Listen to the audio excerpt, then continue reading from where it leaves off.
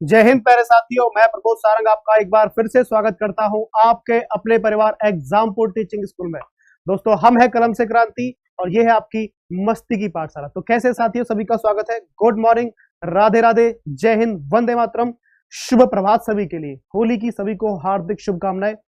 तो कैसा है आज आपका माहौल? तो आपको आप आसपास दिख रहा होगा, ठीक है। तो बड़ा अच्छा माहौल बन रहा होगा, ठीक है। सभी का बहुत बहुत स्वागत है। एक बार सभी लोग वीडियो को लाइक शेयर कर दो, जल्दी से लाइक शेयर कर देंगे फटाफट से। सभी का बहुत बहुत स्वागत है। गुड मॉर्निंग, राधे राधे, सभी का प्रणाम स्वीकार है। एक बार जल्दी से वीडियो को लाइक शेयर करेंगे और बेहतरीन क्लास शुरू होने वाली है। आज होली के उपलक्ष्य पर बहुत बेहतरीन क्लास शुरू हो चुकी है, ठीक है। और उससे मैं पहले आपको सूचित कर देता हूं कि कॉम्बो ऑफर है ये 3 in 1 वाला। और इसका 3 in 1 का मतलब ये है कि यहाँ पर एलटी ग्रेड यानी कि यूपी में एलटी ग्रेड की वैकेंसी निकलने वाली है।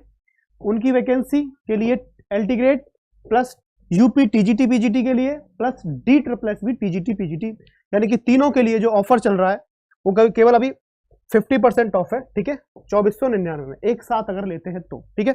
अगर अलग अलग लेते हैं तो आपको ये आपका पड़ेगा लगभग 2000 का लगभग, ठीक है। तो चलिएगा आगे बढ़ते हैं। तो और सिंगल तरीके से लेते हैं, जैसे मैंने अभी बताया ना कि एक तरह से लेते हैं ना डी ट्रिपल एस बी के लिए, तो केवल 1900 रुपए का पड़ेगा, मतलब 1999 यानी कि 2000 का, ठीक है। तो ये आपका इस तरीके से आप जो है इस कोर्स को परचेज करते सकते हैं किसी भी, यानी कि जो एग्जामपुर टीचिंग स्कूल पे जो सब्जेक्ट अवेलेबल है, उपलब्ध है, वहां आपको ईटीएस मतलब Exampur teaching school 50 coupon code use करना है, तो आपको टीजीटी पीजीटी पे 50% का डिस्काउंट मिल जाएगा। तो पहला प्रश्न है, सतसई रचना किस साहित्यकार की है? एक बार जल्दी से वीडियो को शेयर करके आ जाओ जिन साथियों ने अभी तक नहीं किया है। सतसई रचना किस साहित्यकार की है? बिहारी की है, कबीरदास की है, महादेवी वर्मा या तुलसीदास? ठीक है। और सतसई आपको पता है ना, सतसैया के दोहरे ज्यों नावक के तीर और देखने में छोटे लगे घाव करें गंभीर, ठीक है। तो सतसई किसकी रचना है? इसमें 719 दोहे हैं। कितने हैं? 719 दोहे हैं। और ये आपके बिहारी लाल की रचना है। किसकी? बिहारी लाल की रचना है। पूरा नाम क्या है? बिहारी लाल, ठीक। ओके, रिपोर्ट है। और आपके कबीरदास जी की रचना का नाम क्या है? बीजक, ठीक है। महादेवी वर्मा की रचनाओं का बहुत सारी है, जैसे कि आपकी यामा हो गई, ठीक है। यामा 1940 में लिखी गई थी। 82 में जो है साहित्य अकादमी पुरस्कार ने मिला था। और यामा के बाद आपका दीप शिखा है, बहुत सारी रचना है।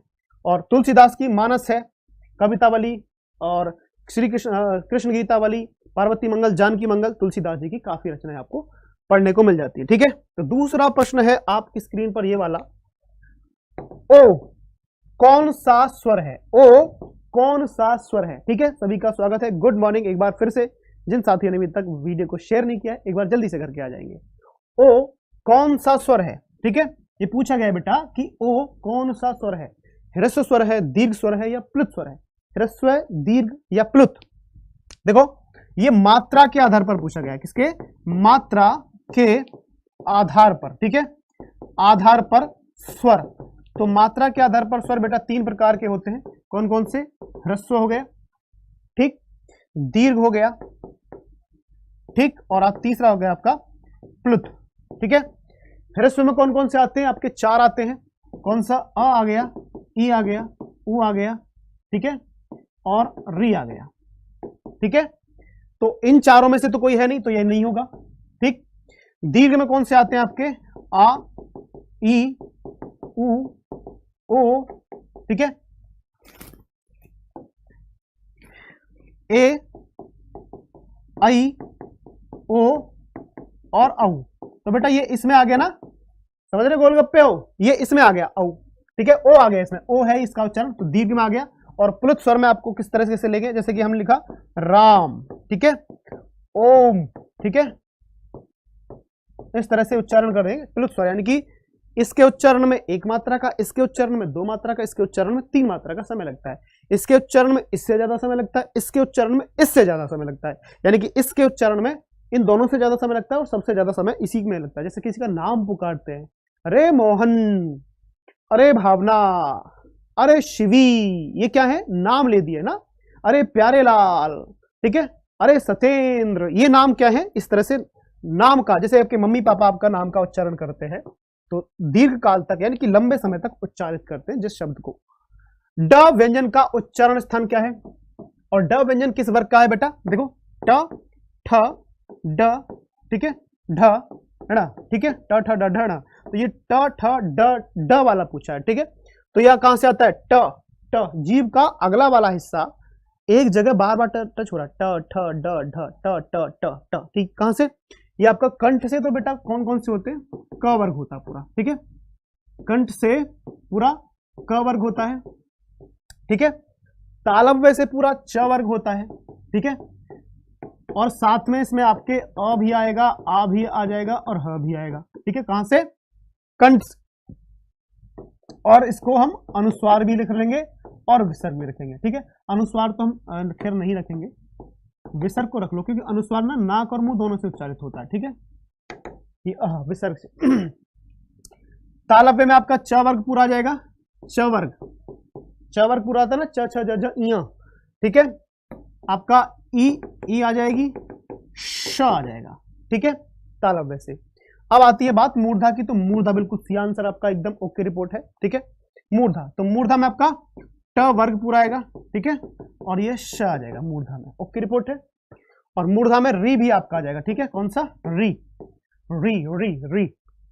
और वट से आपका होता है मसूड़े, ठीक है, मसूड़े, मसूड़े में आपका ये स आएगा, ल आएगा, र आएगा, ठीक है, मसूड़े में, ओके रिपोर्ट है।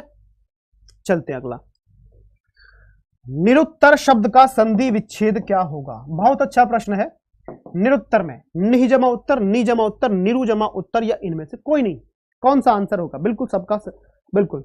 गुड मॉर्निंग साथियों, देर से आए हैं आप लोग, जल्दी से आ जाएंगे, सभी का बहुत बहुत स्वागत है। एक बार जल्दी से दबा के वीडियो को लाइक शेयर करो फटाफट से, क्या बात है, हाँ जी। निरुत्तर शब्द का संधि विच्छेद क्या होगा, निहि जमा उत्तर, नि जमा उत्तर, देखो बेटा नि जमा उत्तर तो बिल्कुल नहीं होगा, निरु भी नहीं होगा, ठीक है, क्योंकि निरु जमा उत्तर तो निरुत्तर, ये उत्तर है, क्या है, यहां से हम करेंगे इसको निर जमा उत्तर, ठीक है, निर्जमा उत्तर। लेकिन ये जो र है, इसका जो आगमन हुआ है, ये आपका आया है विसर्ग संधि के माध्यम से, यानी कि निहि जमा उत्तर, ठीक है, ओके रिपोर्ट है। तो निहि जमा उत्तर, बात समझ में आ रही है, शाबाश, हाँ बिल्कुल ठीक है। तो निहि जमा उत्तर विसर्ग संधि के हिसाब से आया ना, विसर्ग संधि, विसर्ग संधि के साथ में ये इसका प्रयोग हुआ है, तो निहि जमा उत्तर, ए आंसर हो गया, एकदम ओके रिपोर्ट। आगे बात समझ में क्लियर है बात, हाँ जी चलिएगा। नमस्ते, सबको नमस्ते करते हैं, नमस्ते अंकल जी, नमस्ते सर, नमस्ते नमस्ते नमस्ते। इस नमस्ते का संधि विच्छेद करो जल्दी से फटाफट से, संधि का नाम भी बताएंगे भाई साथ में, है ना, संधि का नाम भी बताया जाएगा। नमः जमा अस्ते, नमः जमा ते, न जमा अस्ते, या नमस जमा ते, क्या होगा, बहुत बढ़िया, सभी का बहुत बहुत स्वागत है। हाँ जी, तो बेटा नमस जमा ते नहीं होगा, न जमा नहीं होगा, और नमः जमा ते होगा, क्या होगा, नमः जमा ते, ठीक है। तो यहां पर न मह जमा ते, यानी कि विसर्ग के बाद त थ या स हो, ठीक है, त थ या स हो तो विसर्ग का स हो जाता है, ठीक है, त थ हो या स हो तो विसर्ग का स हो जाएगा, तो नमस्ते इसको पूरा लिखेंगे, ओके रिपोर्ट है। कौन सा आंसर, बी इज करेक्ट, बिल्कुल, वेरी गुड, बहुत बढ़िया। करोड़ शब्द का तत्सम रूप क्या होगा, करोड़ शब्द का तत्सम रूप क्या होगा, करोड़, कोटि, करोड़, या कोई नहीं, तो कोई नहीं का मतलब तो नहीं बनता, इसमें जरूर होगा, करोड़ भी नहीं होगा, करोड़ तो वो बोलते हैं भोजपुरी भाषा में बोलेंगे तो, या फिर जिनमें यहां पर ड़ का उच्चारण नहीं होता है, ड़ का उच्चारण नहीं होता है, वहां ऐसी भाषाएं होती हैं, ठीक है, मतलब ऐसी बोलियां हैं हमारे हिंदी में, और कुछ ऐसे राज्य हैं जहां पर हिंदीतर भाषी हैं, वहां भी ड़ का उच्चारण नहीं होता है।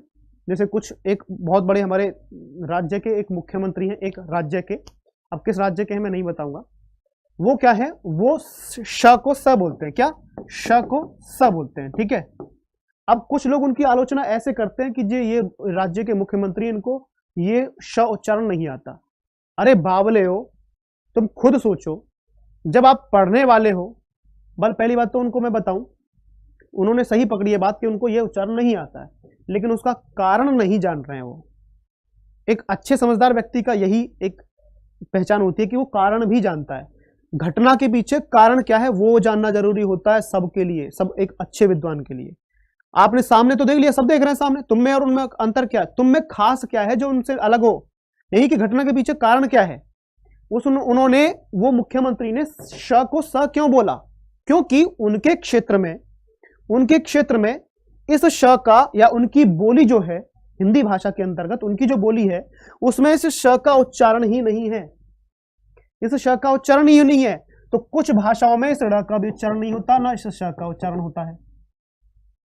ठीक है, तो इस तरह से करोड़ वहां बोलते हैं। ठीक है, कोटि इसका आंसर है, वैसे तो करोड़ का करोड़ नहीं होगा, तत्सम क्या है, कोटि। कहते ना आपको कोटि कोटि नमन। तो मैं आपको आंसर बता देता हूं कि ड का और श का कुछ भाषाओं में उच्चारण नहीं होता, जैसे आपकी अवधि हो गई, ठीक है, आपकी भोजपुरी हो गई, इनमें इनका उच्चारण नहीं होता है। ओके, रिपोर्ट है। खंभा, खंभा कौन सा शब्द है बेटा, तद्भव है, तत्सम है, देशज है या विदेशज है। खंभा, गाना खंबे जैसी खड़ी है, लड़की है या छड़ी है। खंबे जैसी खड़ी है, लड़की है या छड़ी है। तो अब यहां पर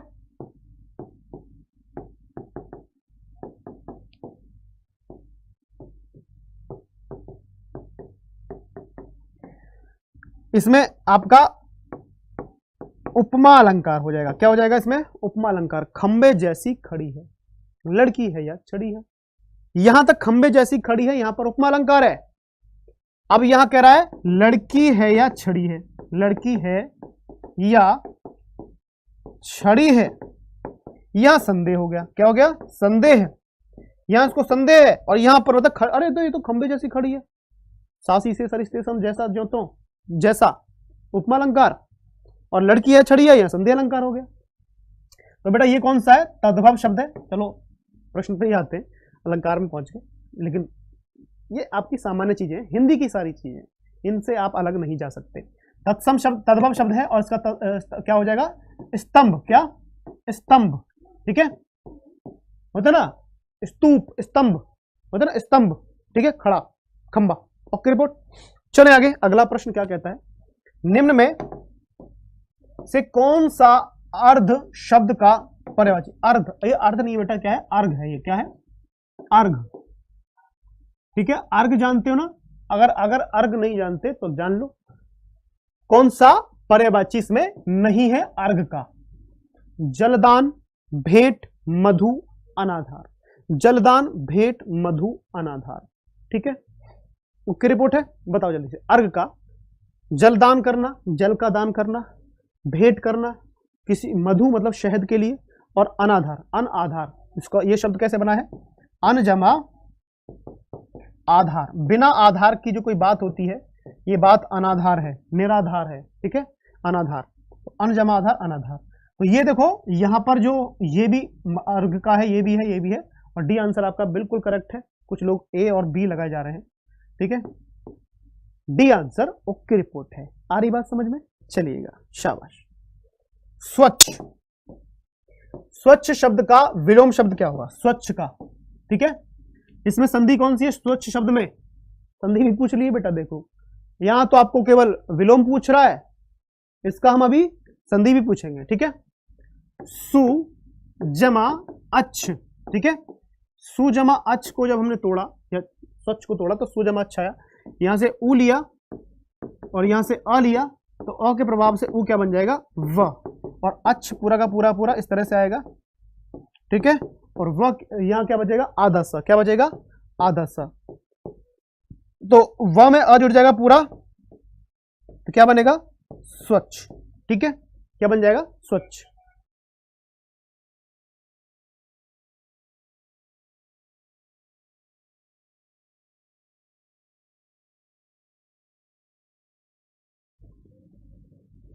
तो बेटा क्या हो जाएगा, स्वच्छ का गंदा, मलिन, गंधहीन या कोई नहीं। तो स्वच्छ का बेटा क्या हो जाएगा, मलिन। गंदा का हो जाएगा साफ, क्योंकि जिस भाषा में तत्सम विलोम होता है, विलोम उसका उसी भाषा में होना चाहिए। जिस प्रकार का यह शब्द होता है, विलोम उसी प्रकार का माना जाता है। जैसे कि संज्ञा शब्द की विलोम पूछ रहा है तो विलोम भी संज्ञा ही होगा, ना कोई विशेषण। अगर विशेषण का कोई विलोम पूछ रहा है तो कोई संज्ञा, सर्वनाम, क्रिया, विशेषण, क्रिया नहीं होगा, केवल विशेषण का विलोम विशेषण होगा, संज्ञा का विलोम संज्ञा होगा, कारक संधि क्या बोलते हैं, क्रिया का विलोम क्रिया होगा, और सर्वनाम का विलोम सर्वनाम होगा। ऐसे नहीं होगा उल्टा सीधा किसी को भी रख दिया, ऐसे थोड़ी ना होते हैं विलोम, ठीक है। इसी प्रकार भाषा के आधार पर भी है। अगर तत्सम का विलोम पूछ रहा है तो तद्भव नहीं बताना है, तत्सम का विलोम तत्सम ही बताना। जैसे कि स्वच्छ तत्सम है तो मलिन भी तत्सम है। हालांकि मलिन का मतलब गंदा होता है, ठीक है, और साफ का मतलब स्वच्छ होता है। तो ये अपनी अलग भाषा के हैं और ये अपनी तत्सम भाषा के हैं, तो इस तरह से भी ध्यान रखना है आपको, ठीक है। गंधहीन, गंधयुक्त कह सकते हैं, गंध मतलब बदबू, ठीक है, गंधहीन गंधयुक्त, इसका विलोम हो जाएगा। ओके, रिपोर्ट है, आ रही बात समझ में? चलेगा, बहुत बढ़िया। जुड़े रहेंगे क्लास में, कोई कहीं नहीं जाएगा, बने रहेंगे वरना पिटाई बहुत लगेगी। कल्याणकारी, भाग्यशाली और मंगल। कल्याणकारी, जा बच्चा तेरा कल्याण हो, तुम बहुत भाग्यशाली हो, और मंगल, भवन अमंगलहारी के अनेक अर्थ के अनेक शब्दों के लिए, मतलब ये 3 शब्द हैं, आदि शब्द हैं, अनेक शब्दों के लिए एक शब्द कौन सा होगा इनमें से? शिव, वार, वर या लक्ष्मी, तीनों के लिए। मंगल भवन अमंगलहारी, द्रवहु दशरथ अजर बिहारी, राम सिया राम जय जय राम। तो मंगल, हाँ बिल्कुल बेटा, आपका आंसर आ रहा है बिल्कुल, ए डी गलत हो जाएगा बेटा। लक्ष्मी हम कल्याणकारी कह सकते हैं, भाग्यशाली कह सकते हैं, लेकिन मंगल किसको कहा जाता है? शिव जी को, ठीक है। एक विरोधाभास अलंकार है कि मंगल आए अमंगल कीनो, कि मंगल आए अमंगल कीनो, यानी कि मंगल यानी कि शिव जी आए और उन्होंने अमंगल कर दिया, शिव जी आए और अमंगल कर दिया, मंगल आए अमंगल कीनो। तो विरोधाभास अलंकार यानी कि शिव जी आए थे, गुस्से में आए थे जब उनकी सती जी को वो जो है वो उसमें अग्नि में उन्होंने आत्मदाह कर लिया था, तो वो शिव, अमंगल आए अमंगल कीनो, ठीक है। तो मंगल किसको बोला जाता है? शिव जी को बोला जाता है। ओके, रिपोर्ट है, चलेंगे आगे। जो बहुत बोलता हो, कुछ बच्चे ऐसे होते हैं, कुछ लोग ऐसे होते हैं, आपके अड़ोस पड़ोस में कोई आपकी आंटी चाची ताई कोई होगी, भाई सब एक बार शुरू हो गई तो रुकने का नाम ही नहीं लेती, ऐसा होता ना। तो उसे बातू नहीं बोलेंगे, वाचाल बोलेंगे, भवचाल बोलेंगे, कोई नहीं बेटा। तत्सम पूछा जाता है, और क्या पूछा गया है? अनेक शब्दों के लिए एक शब्द पूछा गया है, यही वाक्यांश के लिए एक शब्द पूछा गया है, तो उसको हम बातूनी, हाँ बातूनी कह सकते हैं इसको, जो ज्यादा बात करती है करते हैं बातूनी कहेंगे, लेकिन उसको शुद्ध रूप में वाचाल कहा जाएगा। क्या कहा जाएगा? वाचाल। और वाचाल का विलोम क्या हो जाएगा? वाचाल का विलोम क्या हो जाएगा?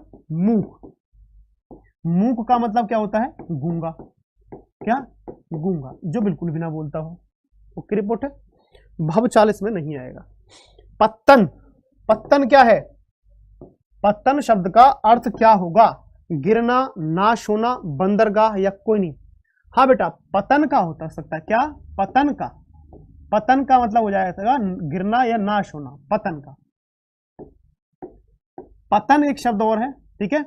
पतन शब्द का गिरना या नाश होना होता है, पत्तन का मतलब होता है बंदरगाह। और मैंने आपसे एक बार क्लास में, आपको याद हो तो, पूछा भी था कि बंदरगाह का विच्छेद करो, तो बच्चों ने क्या बताया? बंदर जमा गाह। बड़ी हंसी आई थी उस दिन, तो बड़ा मजा आया था। बंदर जमा गाह मतलब यहां बंदर रहेंगे, हैं? इसका देखो विग्रह में करके आपको बताऊंगा। मैंने आपसे पूछा था ऑफलाइन कमेंट करके बताना है, तो किसी का भी आंसर नहीं आया। चलो इसको करेंगे, बंद जमा दर जमा गाह, मतलब एक ऐसी जगह जो तीनों तरफ से बंद रहती है, बंदरगाह बोल रहे हैं। बंद जमा दर जमा गाह, बंद दरगाह, ठीक है। बंद दरगाह इस तरह से बनेगा, ठीक। तो ये क्या होता है? आपके 3 जगह से घिरा हुआ जो एरिया होता है, इस तरह से जमीन से और एक तरफ से पानी से खुला होता है, तो उसे बोलते हैं बंदरगाह, ठीक है। कभी बंदरगाह बोल दो, ठीक है।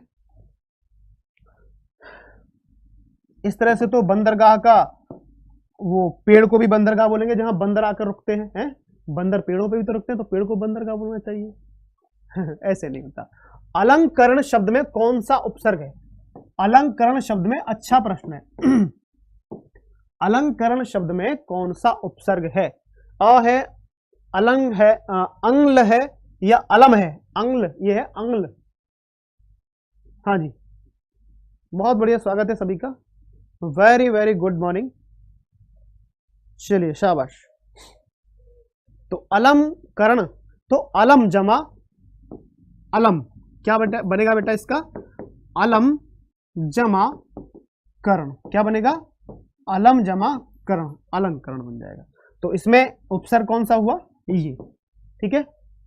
और अलंकार जो शब्द बना है, अलंकार, अलंकार जो शब्द बना है किस धातु से बना है? क्री धातु से बना है। क्या? क्री धातु से, ये याद रखना, क्री धातु से बना है अलंकार, अलंकरण, अलंकार शब्द। अलम जमा क्री जमा ल्युट प्रत्यय बना है,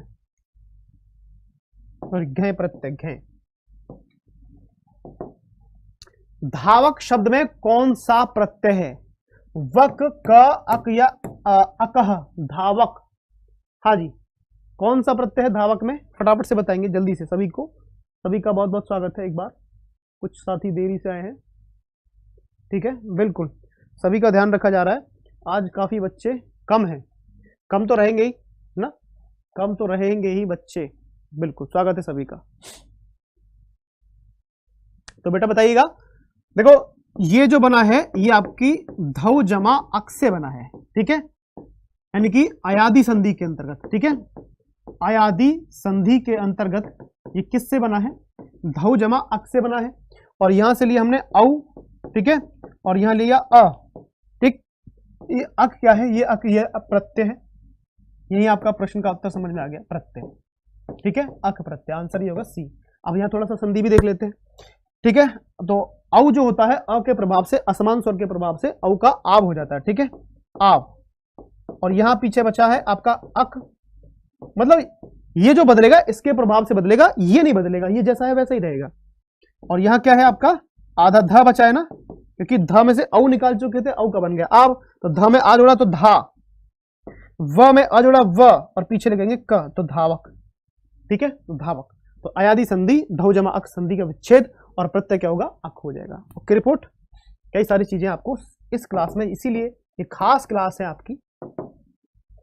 मृगलोचनी शब्द में कौन सा समास है? मृगलोचनी, मृग के समान लोचनी, लोचन है जिस स्त्री के, वह मृगलोचनी, यानी कि मृग के लोचन, मतलब मृग के आंखों के समान लोचन, आंखें हैं जिसकी, मृगलोचनी। मृग नयनी भी इसे कहा जाता है, ठीक है, मृग नयनी। एक मीनाक्षी होता है, मृग, क्या बोलेंगे? मृग जमा लोचन जमा ई, और ई का मतलब है वाली। यहां ई जो प्रत्यय है स्त्री प्रत्यय है, और साथ में इसका मतलब हुआ कि वाली, जिसका मतलब जिसकी आंखें मृग के आंखों के समान है, वह स्त्री, ठीक है। तो कौन सा हो जाएगा बेटा? बहुव्रीहि, ठीक है। मृग की, मृग की, इसका विग्रह कर लेते हैं, मृग की आंखों के या लोचन के समान, लोचन, मृग की, हाँ, मृग के लोचन के समान, मृग के लोचन के समान, लोचन, लोचन मतलब आंखें, ठीक है, आंखें हैं जिसकी, ठीक है, क्या? जिसकी आंखें मृग की आंखों के समान है। तो वह, कोई वह स्त्री कोई होगी, हमें क्या पता, क्या लेना देना उस स्त्री से, हमें क्या मतलब, लेकिन उसकी आंखें हैं तो उसे हम मृगलोचनी कह सकते हैं। चलेगा। अगला प्रश्न है कि भाई निम्न में से कौन सी भाववाचक संज्ञा नहीं है? कौन सी भाववाचक संज्ञा नहीं है? मनाही, धिक्कार, सर्वस्व और जीना। जीना यहां, मरना यहां, इसके सिवा जाना कहां। बहुत अच्छा, वो कौन सी मूवी थी? जोकर, मेरा नाम जोकर, मेरा नाम जोकर। निम्न में कौन सी भाववाचक संज्ञा नहीं है? नहीं है, नहीं है। तो बेटा मनाही, उसकी मनाही हो गई, मनाही, मना कर देने से मनाही हो गई, भाववाचक संज्ञा है। धिक्कार है तुम पर, धिक्कार, ठीक है, ये भी भाववाचक संज्ञा है। सर्वस्व है, धिक्कार भाववाचक संज्ञा है। जीना क्या है, ये क्या है, जीना एक क्रिया है बेटा, क्या है, जीना एक क्रिया है। यहां हमें जीना है, यहां हमें मरना है, मतलब क्रिया ही है ना, क्रिया, जीना। तपस्वी शब्द के स्त्रीलिंग शब्द का शुद्ध रूप क्या होगा, मतलब तपस्वी शब्द होता है, ठीक है, उसमें क्या जोड़ेंगे, इनी जोड़ेंगे, ठीक है। तपस्वी में इनी जोड़ेंगे तो क्या बनेगा, तपस्विनी, तपस्वीवनी, तपस्वीवनी तो बिल्कुल नहीं होगा, तपस्विनी और शिवनी ये भी नहीं होगा। इन दोनों में से एक है, इन दोनों में से एक है, फटाफट से बता दो। हाँ जी, सी ज्यादातर सबका सी ही आ रहा है ना, बिल्कुल ओके रिपोर्ट है। तो इन्हीं जब हम जोड़ा तो व का इसमें इसका स्वर का ह्रस्वीकरण होता है। ये कुछ आपके नियम होते हैं भाषा विज्ञान के, स्वर दीर्घीकरण, स्वर ह्रस्वीकरण, स्वर लोप, स्वर आगमन, इस तरह से। तो तपस्विनी इसमें हम लिखेंगे, क्या लिखेंगे, तपस्वी, ओके रिपोर्ट है। और ये आपका यूपी एलटी ग्रेड और यूपी टीजीटी पीजीटी का बैच है बेटा, 2249 रुपए का है। अगर दोनों को एक साथ लेते हैं और किसी एक को एक साथ लेते हैं तो 2000 का पड़ेगा, यानी कि 1999 का। अगर तीनों को एक साथ लेते हैं तो 2500 रुपए का पड़ेगा, 2499 का। तो आपकी इच्छा है, जो चाहे लेना चाह सकते हैं। ETS आपको कूपन कोड लगाना, क्या, ETS 50। और मैं आपको बता देता हूं, आपको समय नहीं मिलने वाला है। टीजीटी पीजीटी वालों सुन लो, एलटी ग्रेड वालों सुन लो। और अभी देखो DSSB में PRT की वैकेंसी आ चुकी है, अब टीजीटी पीजीटी भी आएंगी, ये याद रख लेना, बहुत जल्दी आएंगी। फिर आप कहोगे कि जी गुरुजी आप जल्दी जल्दी स्पीड से पढ़ाओ। शुरू से ही जो लगातार निरंतर पढ़ता है, निरंतर पढ़ता है। अब देखो बच्चे कितने कम है, पता है ना, होली का आसपास है वैसे भी, और बच्चे भी यूट्यूब पर सभी जगह कम हो गए। लेकिन जो लगातार बने हुए ना, सिलेक्शन उनका होता है, उनका नहीं होता कि एग्जाम टाइम पे आए, थोड़ा सा पढ़ लिया, हाँ बस बाबूजी बन गए। हाँ, ऐसे घर की सरकार है कि जो लगातार मेहनत कर रहा है उनका नंबर आएगा नहीं। जो तुम अभी 1 महीने पहले 2 महीने पहले क्लास लेना शुरू करे, तुम्हारा नंबर आ जाएगा।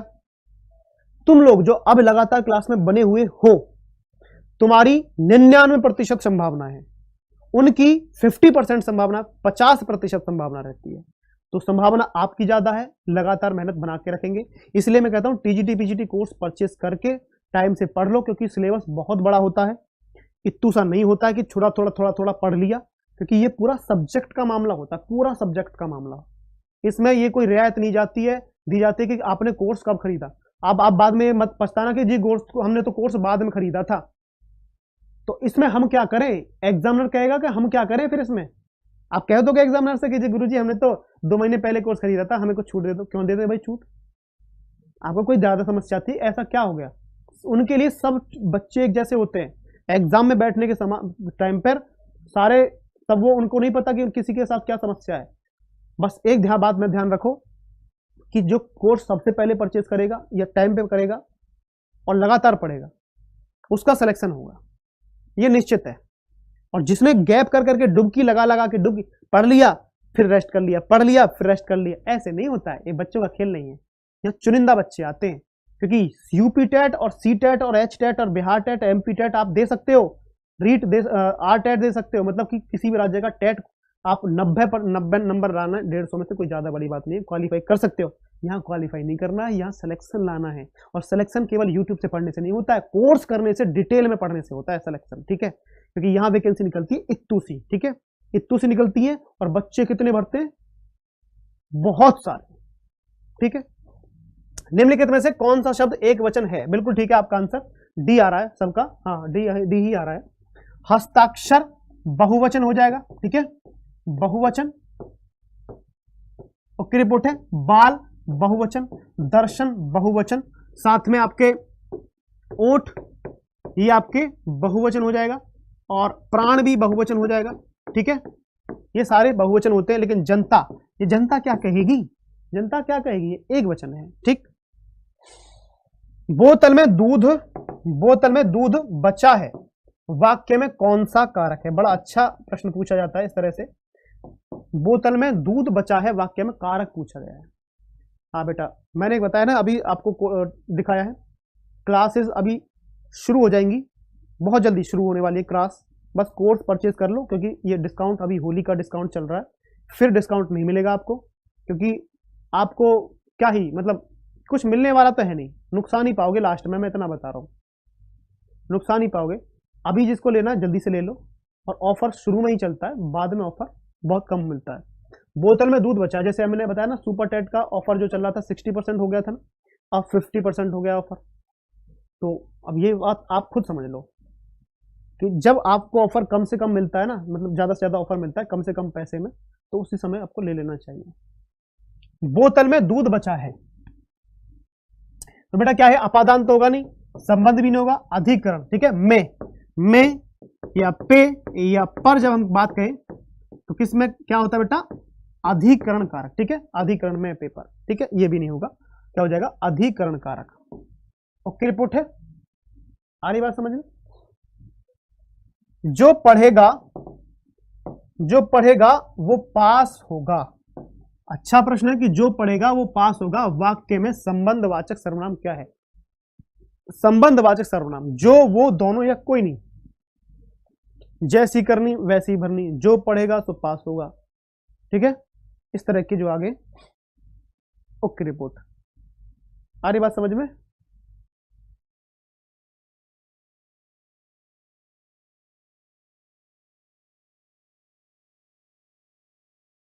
हाँ जी, जो पढ़ेगा वो पास होगा, वाक्य में संबंधवाचक सर्वनाम क्या है? ये जो भी संबंधवाचक है और वो भी संबंधवाचक है, यानी कि आंसर क्या होगा आपका? सी आंसर, ठीक है। ये भी है और ये भी है, यानी कि दोनों आपका दोनों ही आएगा, जो, सो, जैसा, वैसा। ओके रिपोर्ट है, ओके रिपोर्ट है, चलेंगे। सत्पुरुष शब्द में उपसर्ग कौन सा होगा? सत्पुरुष शब्द में उपसर्ग कौन सा होगा? और इसमें समास भी बता दो मुझे बेटा, साथ में समास भी बताएंगे, ठीक है। समास भी बताना है, क्या बताना है? समास भी बताना है और उपसर्ग भी बताना है, दोनों चीजें बतानी है, ठीक है। समास भी बताना है और उपसर्ग भी बताना है, दोनों चीजें। इस क्लास का यही तो मजा है। औरों से अलग क्यों है हमारी क्लास? इसीलिए कि आपको क्वेश्चन एक पढ़ने को मिल रहा है और जानकारी मिल रही है उसमें एक से ज्यादा, ठीक है। किसी भी क्लास को देख लेना बेटा, हमारी क्लास ऐसी मिले, क्योंकि कोई डरे हैं, एग्जाम्पल पे पड़े हैं। तो रिपोर्ट चलो आगे। सत्पुरुष, ठीक है। तो बेटा इसमें स नहीं होगा, सत्य नहीं होगा, यह है सत, ठीक है। सत का मतलब है सच्चा है जो पुरुष, ठीक है। सच्चा है जो पुरुष। अब सीधा सीधा यहां पर आपको कर्मधारय समास देखने को मिलेगा, करेगा क्या? कर्मधारय समास, ठीक। कर्मधारय समास, अगर आप सत्पुरुष कर्मधारय समास ही रखेंगे, बहुव्रीहि अगर विकल्प में है तो फिर बहुव्रीहि लगाएंगे फिर। दयार्द्र, ठीक है, ये शुद्ध शब्द क्या है? दयार्द्र, इस तरह से है, ये ऐसे नहीं है। दयार्द्र शब्द में कौन सा समास है? दयार्द्र में। और आपको थोड़ा बड़ा अजीब सा लग रहा होगा, बड़ा नया सा लग रहा होगा कि दयार्द्र है क्या? क्या बवाल है भाई साहब, ये दयार्द्र उच्चारण भी ठीक से नहीं हो पा रहा होगा आपको ना। तो दया से आर्द्र, ठीक है। आर्द्र मतलब है गीला या नम कह सकते हैं, नम, ठीक है। दया से आर्द्र, और से मतलब के द्वारा, ठीक है, के द्वारा। तो जहां पर से या के द्वारा आए तो वह कौन सा होगा बेटा? तत्पुरुष। और कौन सा तत्पुरुष? कर्ण तत्पुरुष। कौन सा? कर्ण तत्पुरुष। आ रही बात समझ में? कर्ण तत्पुरुष समास हो जाएगा। ओके रिपोर्ट है। दया से आर्द्र, कर्ण तत्पुरुष। ओके रिपोर्ट, क्लियर है बात? अगला पॉइंट, शुद्ध वाक्य को छाटेंगे यहां पर। शुद्ध वाक्य कौन सा है? खरगोश को काटकर सब्जी खिलाओ। अरे खरगोश को काटकर, सब्जी काटकर खरगोश को खिलाओ, यहां शुद्ध गाय का दूध मिलता है, कोई नहीं। तो कोई तो नहीं इनमें से, तीनों में से एक होगा।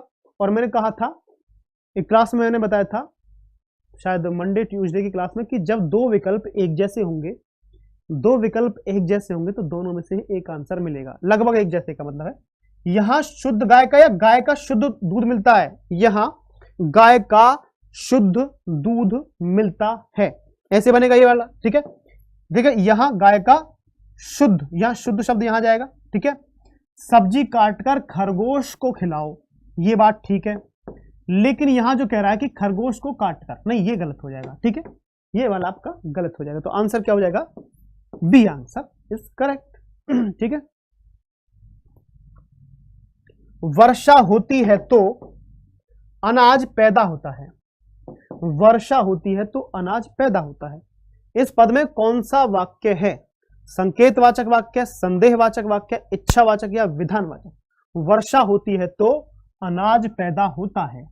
ठीक है, वर्षा होती है तो अनाज पैदा होता है। बड़ा अच्छा प्रश्न है, थोड़ा सा कंटेंट अलग रख के लेकर आता हूं इसलिए कि ये किसी बात को बता रहा है ना, इंगित कर रहा है कि अगर वर्षा होती है तो अनाज तभी पैदा होता है। नहीं होता, तो मतलब कि ये संदेह तो है नहीं, इच्छा भी नहीं है, विधान भी नहीं रखेंगे, क्योंकि संकेत है।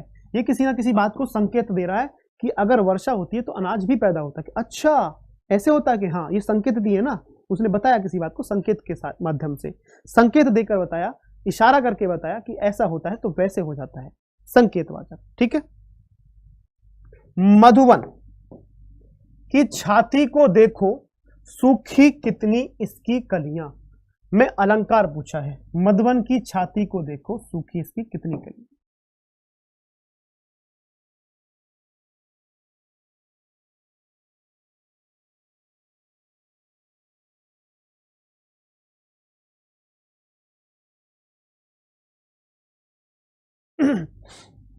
तो बेटा कौन सा हो जाएगा इसमें आपका? यहां पर कलियां में आपके श्लेष अलंकार है। श्लेष में अब देखो कलियां का मतलब है फूल की, फूल से पहले की अवस्था। ठीक है, फूल से पहले की अवस्था। ठीक है, और दूसरा ये आपका युवावस्था। ठीक है, युवावस्था को कह सकते हैं। मधुवन की छाती को देखो, सूखी इसकी कितनी कलियां, मतलब कि यहां पर श्लेष अलंकार है। समय, ठीक है, समय का अभाव है बेटा थोड़ा सा। और वह जहां रहती है वह बहुत ही गंदी जगह है, इस पद में कौन सा वाक्य है? जहां रहती है वह बहुत गंदी जगह है, तो सरल मिश्र संयुक्त। तो बेटा कौन सा हो जाएगा? मिश्र वाक्य की रिपोर्ट है। अगला चलते हैं। आजादी के बाद के भारत में सरदार के कामों को कौन नहीं जानता? तो यह पूछ रहा है कि सरदार शब्द में कौन सी संज्ञा है? व्यक्तिवाचक है, जातिवाचक है, समूहवाचक? तो सरदार मतलब सरदार वल्लभ भाई पटेल, यानी कि व्यक्तिवाचक संज्ञा। ठीक है, तो बेटा क्लास को मैं ही समाप्त करता हूं, आज थोड़ा सा ही कम ही है। ठीक है, कोई दिक्कत नहीं, आज इतने से काम चला लेंगे। तो मिलते हैं ब्रेक के बाद, तब तक के लिए जय